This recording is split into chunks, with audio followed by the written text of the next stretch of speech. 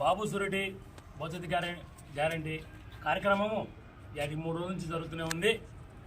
మొన్న 4వ వార్డు, నిన్న వచ్చేసి 26వ వార్డు, ఇవాళ 28వ వార్డులో ప్రోగ్రాం పెట్టాము.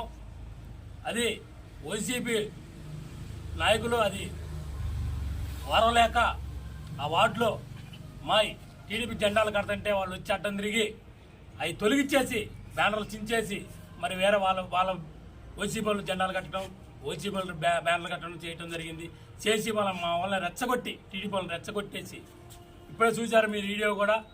వాళ్ళు కావాలని చేసి మేము ఎంతకైనా శాంతిగా చేసుకుంటూ పోతున్నాం.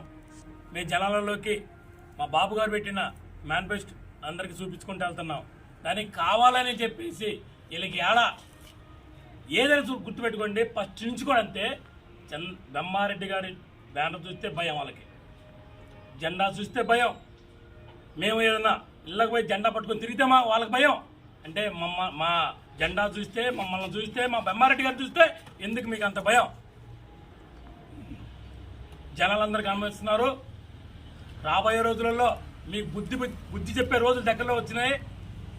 గుర్తుపెట్టుకోండి. ఎమ్మెల్యే సోదరు గారు, మీరు చేసే అక్రమాలన్నీ జనాలు తెలుసు. ఈరోజు కావాలని మీరు ఆ వార్డులో తిరగనీయకుండా మీరు గొడవ పెట్టుకొని మా వాళ్ళని కూడా కొట్టారు.